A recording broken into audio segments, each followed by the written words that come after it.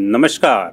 धरती के भीतर उत्पन्न होने वाले तनाव के कारण जब अचानक ही पृथ्वी की सतह हिलने या कांपने लगती है, तब हमारे मुख से आवाज आती है, अरे भूकंप आ गया, और हम सहम से जाते हैं।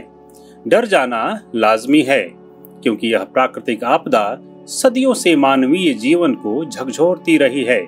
लेकिन आज की तारीख में ये बात क्यों उठी?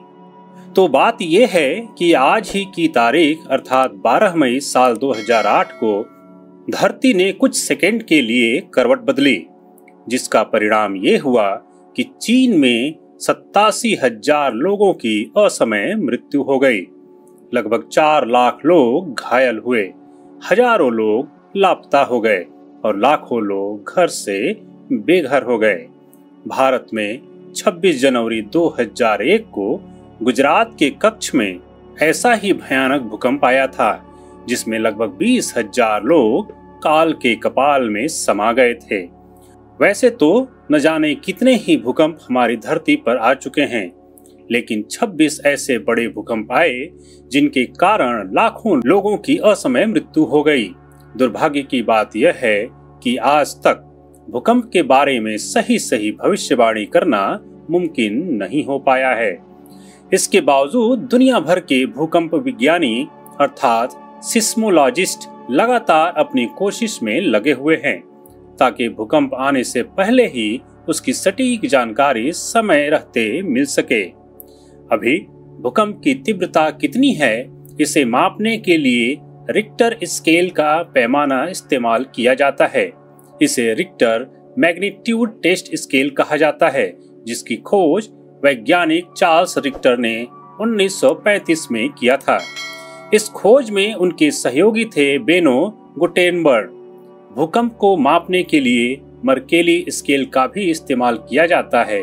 मर्केली स्केल में तीव्रता की बजाय ताकत के आधार पर भूकंप मापा जाता है।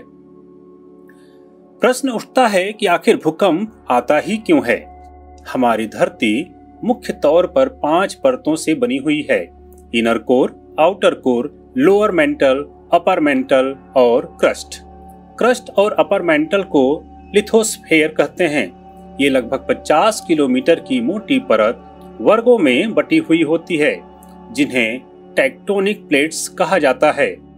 ये टेक्टोनिक प्लेट्स अपनी जगह से हिलती रहती हैं, लेकिन जब ये प्लेट्स अपनी जगह से बहुत ज्यादा गतिशील हो जाती है, तब पृथ्वी के ऊपरी सतह पर भूकंप आ जाता है। धरती के नीचे जिस बिंदु, कहें तो जिस पॉइंट पर भूकंप उत्पन्न होता है, उसे भूकंपी केंद्र बिंदु अथवा भूकंप का केंद्र बिंदु और उसके ठीक ऊपर पृथ्वी की सतह पर स्थित बिंदु को अधिकेंद्र या एपिसेंटर कहा जाता है। भूकंप की तीव्रता कम होने पर भूमि कुछ सेकंड तक कांपती है, लेकिन जब तीव्रता अधिक होती है, तब धरती 1 मिनट से भी ज्यादा देर तक हिल सकती है। इसका प्रमाण है अलास्का। 1964 में भूकंप के दौरान यहाँ की धरती लगभग 3 मिनट तक कांपती रही। इसके अतिरिक्त मानवीय गतिविधियां भी भूकंप के आने के कारण को जन्म दे सकती हैं, जैसे पहाड़ों में विशाल बांध बना, जल को रोके रखना, गहरे कुओं से तेल निकालना, धरती व समुद्र के अंदर विनाशकारी हथियारों का विस्फोट कर परीक्षण करना, और भी बहुत सी मानवीय गतिविधियां भूकंप के लिए कारक हो सकती हैं। भारत में इसका उदाहरण है 1967 में महाराष्ट्र के कोयना क्षेत्र में आया भूकंप, जिसका कारण कृत्रिम जलाशय को माना गया। पृथ्वी पर भूकंप का आना एक सामान्य घटना है। हर साल लगभग 800 भूकंप आते हैं, जिनमें से कुछ ही भूकंप नुकसान पहुंचाते हैं। एक नजर डालते हैं 21वीं सदी के 7 विनाशकारी भूकंपों पे, जिसने दुनिया को झकझोर के रख दिया।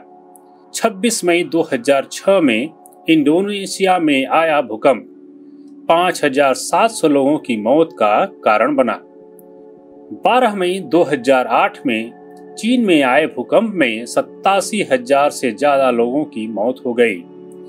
12 जनवरी 2010 को हैती में आए भूकंप में 3 लाख से ज्यादा लोगों की मृत्यु हुई।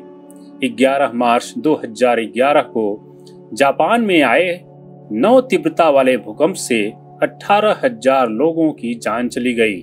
सुनामी ने जापान के फुकुशिमा न्यूक्लियर रिएक्टर को भी तबाह कर दिया। 24 सितंबर 2013 को पाकिस्तान के बलूचिस्तान में 7.7 तीव्रता का भूकंप आया, जिसमें 825 लोगों की मौत हुई।